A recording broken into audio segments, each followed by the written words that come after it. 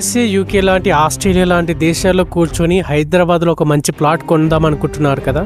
So మీరు India రాలేని సిచ్యువేషన్లో మీరు పర్సనల్గా ప్లాట్ వెళ్ళి చూడాలన్నా కూడా పాసిబుల్ ఉండదు. లక్షలు పెట్టి కొనే భూమి నేను చూడకుండానే ఎలా నమ్మాలి? మీడియేటర్లు పంపించే పీడిఎఫ్లు కానీ బ్రోచర్లు నమ్మొచ్చా? అసలు ఆ భూమి అక్కడ ఉందో లేదో, రేపు పొద్దున ఏ డబుల్ రిజిస్ట్రేషన్ అవుతాయో, లేకపోతే ఎవరైనా కబ్జా చేస్తారో అన్న భయం ఏమైనా మీకు? హైదరాబాద్ రియల్ ఎస్టేట్లో ఇన్వెస్ట్మెంట్ చేయాలి అన్న ఆశ ఒక పక్క అయితే, దూరంగా ఉన్నాం కాబట్టి ఎక్కడ మోసపోతామో అన్న భయం ఇంకో పక్క. సో చాలామంది ఎన్ఆర్ఎస్ ఫేస్ చేసే ప్రాబ్లం ఇది. కానీ టెన్షన్ పడొద్దండి. ఈరోజు నేను మీకు ఒక రిమోట్ వెరిఫికేషన్ చెక్ లిస్ట్ ఇస్తాను. మీరు ప్రపంచంలో ఎక్కడ ఉన్నా సరే ఒక్క రూపాయి కూడా నష్టపోకుండా పక్కాగా సేఫ్గా ప్లాట్ ఎలా కొనాలో ఈ వీడియోలో స్టెప్ బై స్టెప్ ఎక్స్ప్లెయిన్ చేస్తాను. సో వీడియో స్కిప్ చేయకుండా ఎండ్ వరకు చూడండి, ఎందుకంటే లాస్ట్లో చెప్పే ఈ పాయింట్ ఇన్వెస్ట్మెంట్కి 100% సేఫ్ అండ్ సెక్యూర్. ఫ్యూచర్లో రీసేల్ ఎలా చేయాలో కూడా నేను చెప్తాను.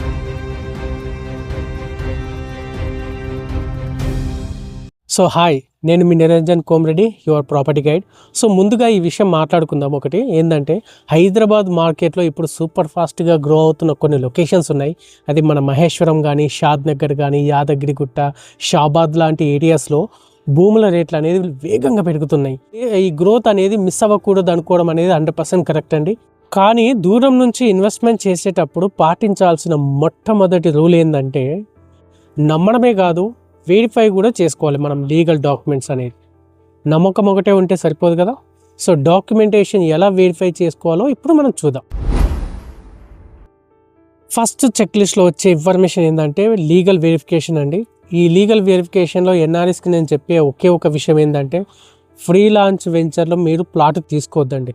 సో ఫ్రీ లాంచ్ వెంచర్లో తీసుకునే ప్రాబ్లమ్స్ ఏంటంటే, నా సొంత ఎన్ఆర్ఎస్కి అండి, యూఎస్ఏ, యూకేలో చాలా లొకేషన్లు ఉన్నారు. సో 2-3కి జరిగిన అన్యాయం మీకు చెప్తున్నాను. మీకు కూడా ఇలాంటి ఇబ్బంది కాకూడదని నేను చెప్తున్నాను. ఏంటంటే, మీరు ప్రీ లాంచ్ వెంచర్లో ప్లాట్ తీసుకున్నప్పుడు మీకు కన్సల్టెంట్ ఒకే మాట చెప్పాడు, సార్ ఇంకో 5 మంత్స్లో అప్రూవల్ వస్తుంది, మీరు ఇప్పుడు తీసుకుంటే ఈ ప్రైస్ ఉంటుంది, ఆ 5 మంత్స్ తర్వాత రేటు ఖచ్చితంగా పెరుగుతుంది కాబట్టి మీకు బెనిఫిట్ అవుతుంది అంటారు. ఓకే.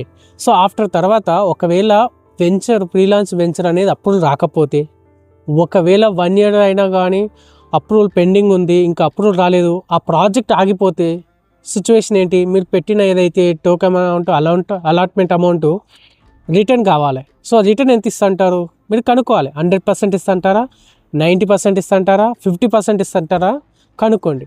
సో దాన్ని బట్టి మీరు ముందుకెళ్ళండి.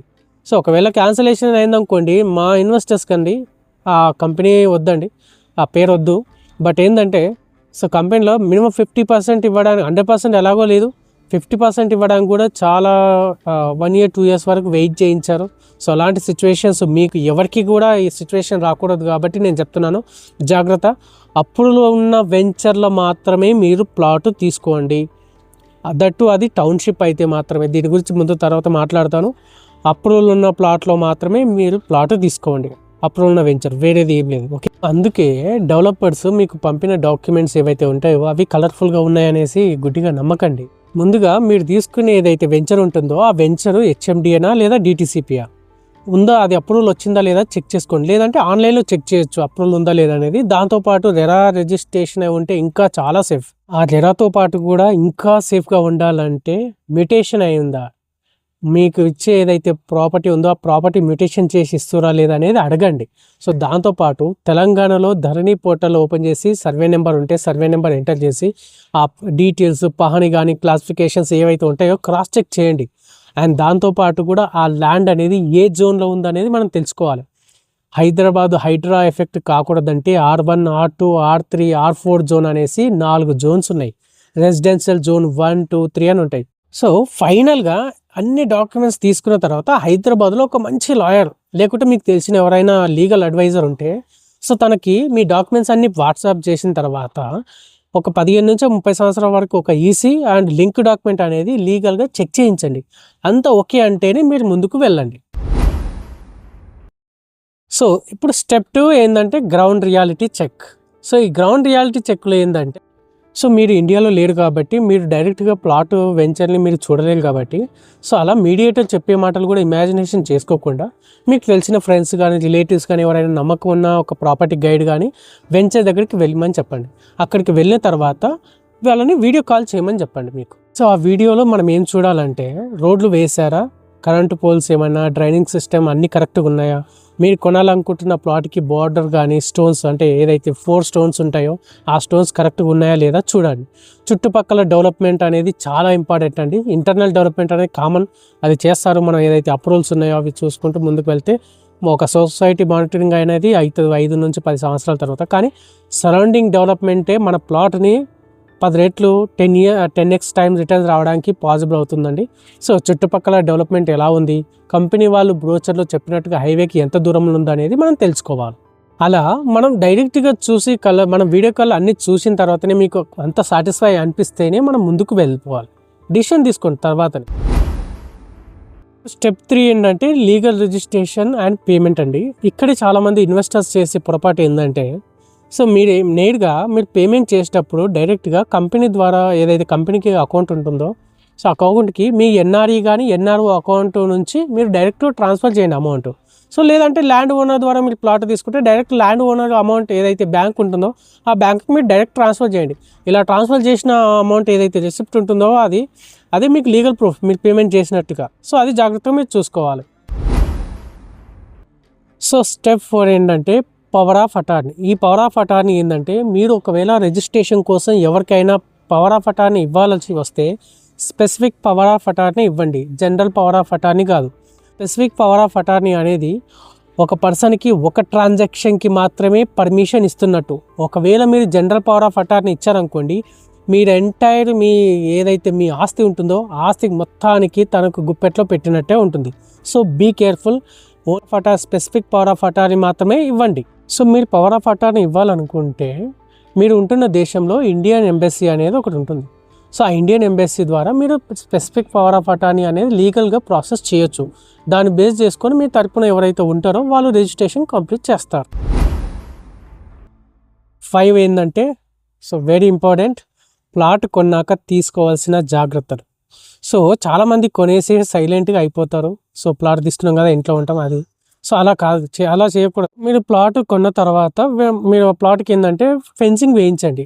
ప్రీకాస్ట్ వాళ్ళైనా ఫెన్సింగ్ అయినా వేయించేసి ఆ ప్లాట్కి ఒకవేళ మీరు రీసేల్ చేయాలన్నా లేకుంటే ఫ్యూచర్ మీ ప్లాట్ అని తెలుసుకోవడానికి మంచి బోర్డు వేసేసి సో ఆ బోర్డు మీద మీ ప్లాట్ అని మీ ఫోన్ నెంబర్ కానీ మీ పేరు రాసివ్వండి. This not for sale, transparency will be prosecuted అని వేసి పెట్టేసేసేయండి.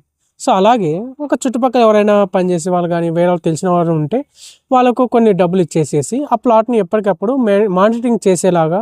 సో కంపెనీ ద్వారా అయితే వాళ్ళు టర్మ్స్ అండ్ కండిషన్ ప్రకారం డబ్బులు ఇస్తే వాళ్ళు చేస్తారు. ఒకవేళ బయట వేరే తీసుకుంటే కనుక సో వేరే వాళ్ళకి కొన్ని డబ్బులు ఇస్తూ ఆ ప్లాట్ని కొంచెం చెట్లు అవన్నీ పెరగకుండా ఆ కలరింగ్స్ అవన్నీ పోకుండా అప్పుడప్పుడు మెయింటైన్ చేస్తూ అబ్బాయికి ఎవరైతే పర్సన్ ఉంటారో అబ్బాయికి ఇచ్చేసేస్తే దాన్ని మెయింటైన్ చేస్తూ ఉంటాడు అన్నట్టు. సో ముఖ్యమైన విషయం ఏంటంటే మీరు ప్లాట్ తీసుకున్న తర్వాత ఎవరికైతే మానిటర్ చేయండి నెలకు ఒకసారి అనేసి డబ్బులు ఇస్తుంటాం కదా. ఒకవేళ మీరు ప్రాపర్టీ రీసేల్ చేయాలనుకుంటే నా సజెషన్ ఏంటంటే మీరు ఇబ్బంది పడకండి. ఒకవేళ మీకు ఎవరైతే ప్లాట్ ఇప్పించారో వాళ్ళని రీసేల్ చేయమని చెప్పండి. ఒకవేళ పాసిబుల్ లేకపోతే మీరు తీసుకున్న సౌత్ కానీ వెస్ట్ కానీ ఈస్ట్ కానీ వీధి పోటున్నా కూడా ప్లాట్ రీసేల్ అవ్వాలంటే నేను ఒక చిన్న ట్రిక్ చెప్తాను. మీరు ఏదైతే ప్లాట్ తీసుకుంటున్నారో కొంత అమౌంట్ కాదనుకుంటే చుట్టూ పెంచింగ్ వేయండి. ప్రీకాస్ట్ కాకుండా పెంచింగ్ వేసిన తర్వాత పెంచింగ్ వాళ్ళు వేసిన తర్వాత అందులో చిన్నపాటి వాటర్ వచ్చేలాగా అంటే బోరు వేసే పాసిబిలిటీ ఉంటే బోరు వేసే ప్రయత్నం చేయండి. లేదనుకుంటే సో వాటర్ ప్లానింగ్ చేసేసుకొని ఒక చిన్న అంటే ఒక పైప్ ద్వారా వాటర్ పెట్టేసుకొని అందులో కొంచెం ఒక పండ్లు ఒక ఫ్రూట్స్ కానీ ఫ్రూట్స్ తోటలాగా ఒక పండ్లు చెట్లు కానీ అవన్నీ పెట్టండి. సో ఏవైతే ఫ్రూట్స్ చెట్లు ఉంటాయో ఫ్లవర్స్ చెట్లు ఉంటాయో అవన్నీ పెట్టేయండి. పెట్టేసిన తర్వాత అవి 1 year 5 months కానీ 1 year కానీ అన్నీ కొద్దిగా పెద్దగా అయిన తర్వాత నిండుగా ఓన్లీ అన్ని ప్లాట్లలో మీ ప్లాట్లో చాలా ఫ్రూట్స్ ఏమంటారు ఫ్లవర్స్ కానీ అవన్నీ పెరిగి చూడడానికి బాగా అట్రాక్షన్ కనబడుతుంది. మీ ప్లాట్ కనబడ్డప్పుడు అదే వెంచర్లో మీ ప్లాట్ ఉంది, వేరే వాళ్ళ ప్లాట్ ఉంది. మీ ప్లాట్ వెస్ట్ ఫేస్ ఉన్నా కూడా పక్క వాళ్ళది ఈస్ట్ ఫేస్ నార్త్ ఈస్ట్ ఉన్నా కూడా మీ ప్లాట్ మీద కనబడుతుంది. ఎందుకు ఈ ప్లాట్ ఏంది ఇంత బాగుంది అనేసి చూడడానికి లుక్ ఎలా ఉంటుంది. పండ్ల తోట ఉంది ప్లస్ పూలు ఫ్లవర్స్ అన్ని విధాలుగా చూడడానికి చాలా అట్రాక్టివ్గా ఉంది. సో ఉన్నప్పుడు నాకు ఈ ప్లాట్ కావాలి, ఒకవేళ పక్కన ప్లాట్ వాడు మీ ప్లాట్ చూసినా కూడా నాకు ఈ ప్లాట్ కావాలనేసి ఖచ్చితంగా మీకు కాల్ చేస్తారండి. మీరు బోర్డు మీద ట్రాన్స్పరెన్సీ విల్ బి ప్రాసిక్యూటెడ్ అని పెట్టేసి మీ నెంబర్ ఇచ్చినా కూడా మీకు కాల్ చేస్తారు ఖచ్చితంగా. ఏమంటే మీ ప్లాట్ ఏమైనా మాకు అమ్ముతారా అనేసి. సో అలా మీకు పాసిబుల్ ఉంటే బోర్ వేయండి, లేదనుకుంటే వాటర్ పాసిబిలిటీ మీ ఎవరైనా పర్సన్ పెట్టేసుకొని వాటర్ ఫెసిలిటీ ప్లాన్ చేసేసి ఆ చెట్లను పెంచే ప్రయత్నం చేయించండి. ఆ చెట్లు పెంచడం వల్ల ఆ లుక్ వల్ల రేపన్నా రీసేల్ అనేది డెడ్ ఈజీ వస్తుందండి. ఎవరో ప్లాట్ వచ్చి అమ్మాలి, ఎవరో చేయాలి, ఆ ఇబ్బంది మీరు పడాల్సిన అవసరం లేదు. సో వీటన్నిటి గురించి ఇంకా ప్లాట్ను రీసేల్ ఎలా చేయాలో అన్ని విధాలుగా నేను చెప్తానండి. సో చూశారు కదా. సో దూరం అనిపించే ఈ అడ్డంకి మీకు అంత క్లియర్ అయిపోయిందని నేను అనుకుంటున్నాను. సో ఈ డిజిటలైజేషన్ ఈ జనరేషన్లో ప్లాట్ తీసుకోవడం అనేది డెడ్ ఈజీ అండి. లీగల్ డాక్యుమెంట్స్ అవన్నీ క్లియర్గా చూసుకుంటే మనం ప్రొసీడ్ అవ్వచ్చు. సో అలా నేను చేస్తున్నానండి. ఇప్పటివరకు కొన్ని వందల ప్లాట్స్ అనేది నేను రీసేల్ చేయించాను. ఎన్ఆర్ఎస్ వాళ్ళకి కానీ ఎక్కడున్నా మన ఇండియా వాళ్ళకి కూడా చాలామందికి ఇప్పించాను. సో మీరు అమెరికాలో ఉన్న, లండన్లో ఉన్న, హైదరాబాద్లో సూపర్ ప్రాపర్టీ సొంతం చేసుకోవచ్చండి. ఈ ఇన్ఫర్మేషన్ మీకు యూస్ఫుల్ అనిపిస్తే వెంటనే వీడియోని లైక్ చేయండి. ఫారెన్లో ఉండే మన ఇండియన్స్ ఇన్వెస్టర్స్ ఎవరైతే ఉంటారో వాళ్ళందరికీ ఈ వీడియో షేర్ చేయండి తప్పకుండా. సో ఈ ఛానల్ మీకు ఖచ్చితంగా వర్తబుల్ అంటే సబ్స్క్రైబ్ చేసుకోండి, లైక్ చేయండి వీడియోని. సో ఓకే, నెక్స్ట్ వీడియోలో కలుద్దాం. అంతవరకు సెలవు, బాయ్.